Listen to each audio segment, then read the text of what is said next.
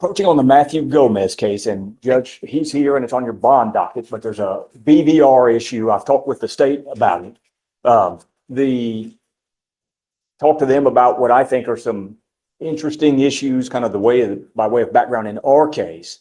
And the state had previously offered, though we had not yet gotten the contract, to do a 90-day mental health PTI, which we felt was appropriate. They're going to review with the felony court to determine whether they still believe that may be appropriate, but they can't do that at the moment. They're going to have to get some feedback and find out a little bit more information about the new felony charge. I read the cases and think there's issues with both of the cases. But there is the pending BVR based on having picked up the new felony charge and need to. Is he here? Yes, he's here. Come up. Yeah, call him up. Please.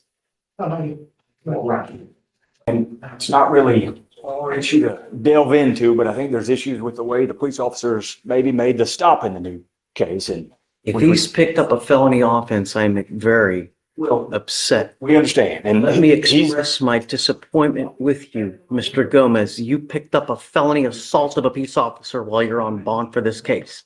What happened, please? So in the felony, the officer dispatched to a suspicious person call at a closed gas station. They observed the defendant walking around the vacant lot holding 2 glass bottles of Corona beer, indicating possible intoxication. They attempted to stop and identify the defendant, but he ignored commands and walked away towards the main road. And despite multiple warnings, he refused to comply, and he threw a glass bottle at an officer before fleeing on foot. Officers pursued the defendant for half a mile before detaining him, and while being transferred between patrol units, the defendant had already moved his hand restraints to the front of his body, and the officer attempted to reposition the restraints behind him. That's when the defendant pulled away and struck the officer's left thumb with his elbow, causing pain, redness, and tenderness. And then the defendant attempted to flee again, but was taken to the ground. And I think there's issues with walking up and saying, we see someone and no more. Well, It's I know not our case to litigate. Well, I know. All I know is that you've now picked up a felony case. Where'd you going? I got to take him. Well, Judge, well, if we're going to be revoking him on that, then I do think it is our issue to delve into. And I think there's issues with the way he stopped. And, but if that's going to be the basis to revoke him, then this court doesn't. But the entirety of the information that the officers receive is based on what I would contend is an illegal stop. You can't just walk up and say, without more, there's no Go reason. up to a guy and say, hey, let's talk. No, that's not what they said. They said, walked up and said, show me your ID. And that's an illegal detention. That is a detention, and it's one that's unlawful under the circumstances. I don't know. Well, I'd like to set it for a hearing if we're going to do that. Sure. And he posted bond, $10,000 in the felony case. We think that's sufficient to ensure that he appears for a hearing, a formal hearing on it without needing to take him into custody. I've talked with his mother. His mother has had good contact with me throughout this process, and she'll ensure that he's here. I think if we set it for early next week, then we can delve more into the felony case and figure out if the mental health, and I think the state can get an answer about whether mental health treatment is what's appropriate. We think it's appropriate, and even if you delve into the background of our case, the allegation is that he called the police himself and said, hey, I've got traffic tickets, come arrest me, come to my home and arrest me. An allegation, well, and that he also said, and when you get here, I'd like to be in a fight. And when the cops arrive, they oblige him, they put their tasers away and fight him. And that's consensual conduct. And whether we like it or not, humans have the ability to consent in physical fights if they'd like in Texas. And it may not be something that we would do or agree with, but legally people are entitled to do that. And so he's not resisting arrest even in our case. So we think there's issues in our case, but we thought on the defense side that it may be more appropriate to go the Harrison route and see if mental health PTI. I appreciate your argument. I appreciate your tenacity, but I have to be fair to every single person that comes through here. We have certain standards and procedures that we follow. Sure. When anyone picks up a felony case, especially a violent felony case, we revoke the bond and we put them in custody. We cannot continue to act in this manner. We are a civilized society and actions have consequences. I'm happy to give you a hearing, but no, I'm taking you into custody. You picked up a felony assault of a peace officer. Judge, and my position respectfully is if he's entitled to it, Judge, maybe before he be taken away, we finish this portion of the hearing. I think he's entitled to be president. But we think it also a part of due process that before a revocation occur, that you're entitled to both notice and an opportunity to be heard. And if they're going to be seeking to revoke his bond, then under our rules of evidence, it's very clear in Rules of Evidence 101 that a revocation, the rules of evidence apply. And everything that's gone on this morning is a proffer by the state, and I respect the proffer, but that doesn't meet the standard for the rules of evidence, and that's why. The judge found that there was enough probable cause for a felony office to be filed against him. Sure. I Well, and don't want to relitigate a felony case here in misdemeanor well, court. and I think So- that's fine. Well, but I think we're entitled to if we're going to be, and that's what the hearing would be for. But that One of the finding, conditions of his bond is Sure. not to pick up any new cases. He's picked up a new case. and as an evidentiary matter, there's been no presentation that he violated them. In Harris County Court, tension rises as judge weighs justice and mercy. A man faces revocation for assaulting an officer. His lawyer fights hard, but rules are rules. Another defendant with a knife earns an ankle monitor. Amid legal battles and second chances, the judge's creed remains: safety before sympathy. Violated the conditions of bond. I know that you can look in your system and even take judicial notice of that court's finding, but that finding and pleadings that charging him with a new crime, those are not self-proving. And if they're not self-proving, then there's no actual evidence that's been presented. And we'd be entitled to ask questions to prove up, for instance, that they illegally stopped him. There's no basis for that detention. And so respectfully, I'd like to say, Not going to relitigate the felony case. I'm not going to. You know, I respect your position, but I'm not going to. well, He violated a condition of his bond. says who? Says a felony court magistrate that put on the case again. That He's entitled filed to be it. heard on that. And And he did in felony court. I don't believe that that's, He goes in front of a magistrate. He has a defense lawyer in the magistrate, you know, when they do the magistration. So he does. well, I think he's entitled to be heard here. If you're going to revoke his bond, I think he's entitled to be heard here. And that hasn't happened. And certainly hasn't happened in accordance with the rules of evidence. I would just say that, just reiterate that a district court has found probable cause in this case. To say there's no evidence that he violated a condition of bond is flat out wrong, because a district court judge has found probable cause on this new bond. She is picked up. And that's not self-proving. Otherwise, in trial, they could just come in and bring in that piece of paper that finds probable cause and submit that as evidence, and they can't. That's not evidence. Those are not self-proving findings. We're not in a trial here, Well, right? Well, You know, no, I know it's this is not. just, we're having a bond hearing. Sure. He's violated the condition of his bond. I understand that you don't like it. I don't- it's not that I appreciate don't your like it. tenacity, but Disagree with you. okay, and reasonable minds can differ, but he's picked up a felony case and there's a certain process that we follow. Well, and so we'd like a hearing on that. Yes, I will give you a hearing. Yes, but I'm taking him into custody because he's revoked and he's a danger to the community. I find by clear and convincing evidence, he refuses to comply with his conditions of bond. Goes with you. I'm sorry, Brian, but I mean, really, Well, every case, when they come in here and they pick up a new case, I it's respect, just especially a felony assault of a peace I officer, understand. you know? I just believe that it puts the cart before the horse to make the decision to revoke based on pleadings when case law is abundantly clear that pleadings themselves are not self-proving and that the rules of evidence apply in a revocation proceeding. It's in Rule of Evidence 101, I believe. And nothing that has taken place this morning has been in accordance with the rules of evidence. I understand the court's, I understand that as a historical matter, folks come in and proffer information and I proffer information and we don't do it from an evidentiary standpoint. And that may be what the hearing would serve to accomplish. And so if the court's position is after a hearing, you'll revisit the issue about whether to reach a final decision to revoke his bond or not, then we can respect that. Sure, I'm happy to do it. Okay. And in the meantime, I guess I do need to request that the bond, a new bond be set in an amount that he can. Of course, yes. In the event that his family elects to get him out before the hearing. And in light of our What I discussion, normally do in these types of cases, I always set it at 5,001. Okay? If you reach out to the family and they have a problem, then we can talk about it. well, now, let the court know, the bond was set at 40,000 in the felony case and reduced to 10,000 because the family doesn't have a bunch of resources. His mother has worked to get him out on bond on that case and is going to have to do the same here, but it's really money that's coming out of the mother's pocket.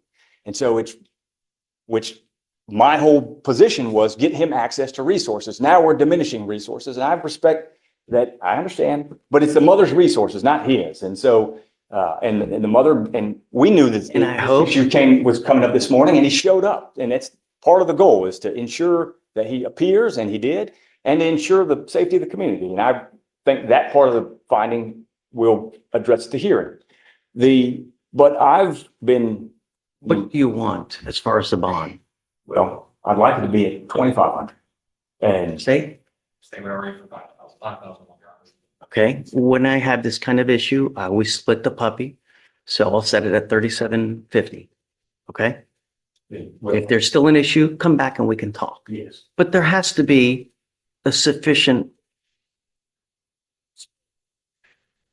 so that he understands, right? well, and part of the discussion was, do you really get to that point of understanding if, for instance, the allegation, even underlying our case, is you call the police and say, come arrest me, I've got warrants, supposedly telling on yourself. But when you get here, I'd like to engage in a fight. And then they come and oblige him. I don't know that that's even resisting arrest. And so, Well, it seems like to me that he's just trying to take off the whole time. He's trying to physically, or he's evading the entire time. No, I think it's When case two. he throws something at that's the the felony officers. charge. I'm talking about our Oh, underlying. our case. Okay, I'm sorry. And I think probable cause had been heard before I even got appointed on that case. But I think even revisiting those facts, I've talked with the state at length over the course of settings. And my position is, if you invite someone to a fight and they say, sure, we'll engage in a fight, If you want to set this for a formal probable cause hearing on the resisting, I'm happy to well, do we it. may address it at the same time we do the bond hearing on the same case. If happy to that's do it. appropriate. Absolutely. I'm always willing to revisit probable cause, Yeah, always, I know. at any time, whenever. So just if you want to set it for 3 days, we can have a formal probable cause hearing on the resisting. I'm happy to do it. It may give the state a chance to find out what felony's position would overall Right, be. and that's safe, but I don't want to litigate a felony. I wouldn't think that's proper. I understand they're entitled to a hearing, but a district court judge is not probable cause on this. I'm not going to be in a position to litigate the felony down. Right. Let's set it for 3 days, Yes. set it for the hearing. Let's do probable cause as well on the resisting, and then we'll come back and be ready. And then if you can show me that there's no probable cause, I'll find no probable cause, then we're done. That's it. I appreciate it as always, Jim. Absolutely. Thank you. Thank you. Thank you. Brian, you had one more. Mr. Ladon, you were on bond for a terroristic threat. You've now picked up a criminal mischief. You were facing up to 6 months in jail and or a $2,000 fine. We are going to do probable cause. You have the right to remain silent. Anything you say can or will be used against you. You have the right to have an attorney present. If you cannot afford one, one will be appointed to you, sir. Yes, Judge. On February 11th, 2025, the officer responded to a physical disturbance at a residence in Harris County, Texas. Dispatch advised that the caller was reporting he had a knife and was going to stab someone because they were bothering him about a broken window. The officer made contact with the defendant and the complainant, and the defendant stated he called the officer. The defendant was found to be in possession of a green stuffed animal which had a fixed blade kitchen knife concealed inside. The defendant stated the complainant came to his house with her roommate, accusing him of breaking a window at her apartment. Well, you're going really fast. Yes, Judge. The defendant, Called the officer, okay, and he said that the complainant had come to his house with her roommate, accusing him of breaking a window at her apartment. The defendant stated he was walking back to his apartment and that the complainant came out the back door to her apartment, but then he changed the story saying that she came out the front door to of her apartment to confront him. The defendant stated that the complainant came with a gun, though he did not see the gun.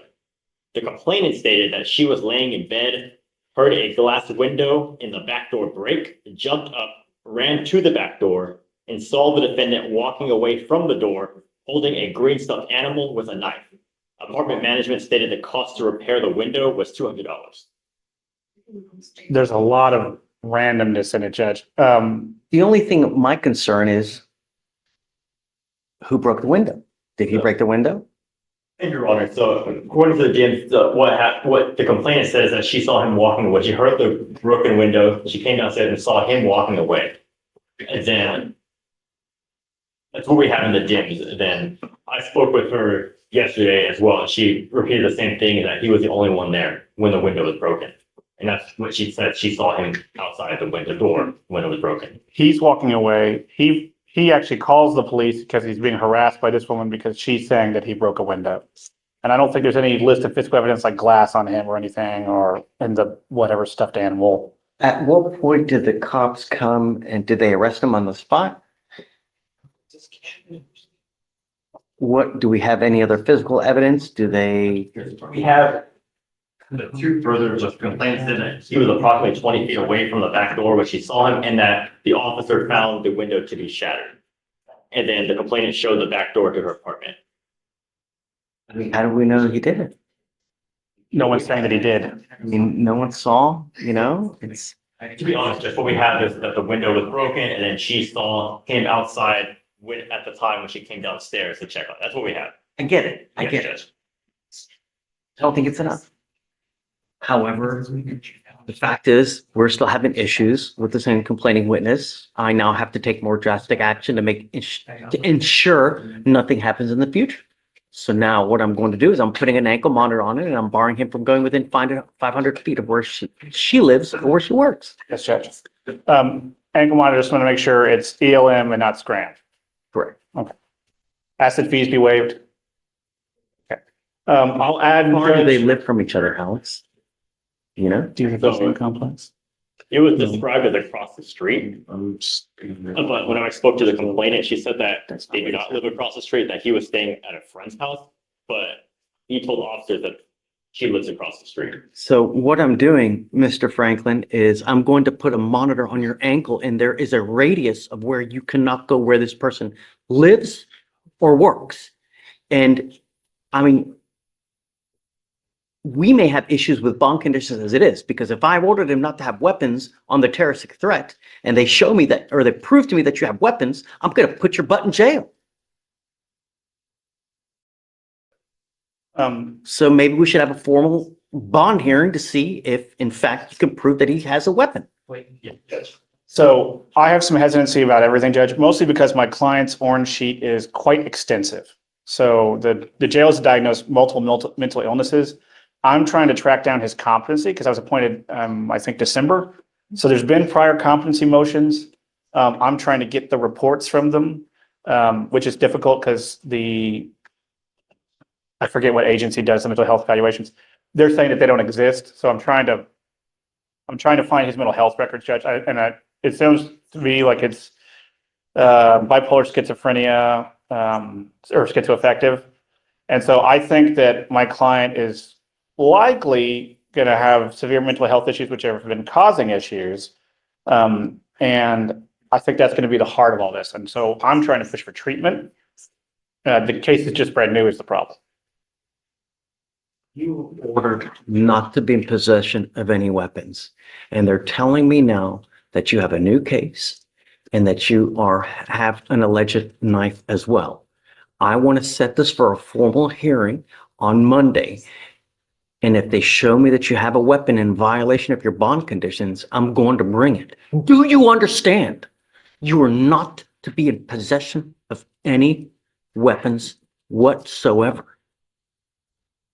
Get a hold of your witnesses, Yes, Judge. get a hold of the cop. Yeah. Let's have a formal hearing on Monday to show me whether he's in possession of a weapon or not. Yes, Judge. Yes, Judge.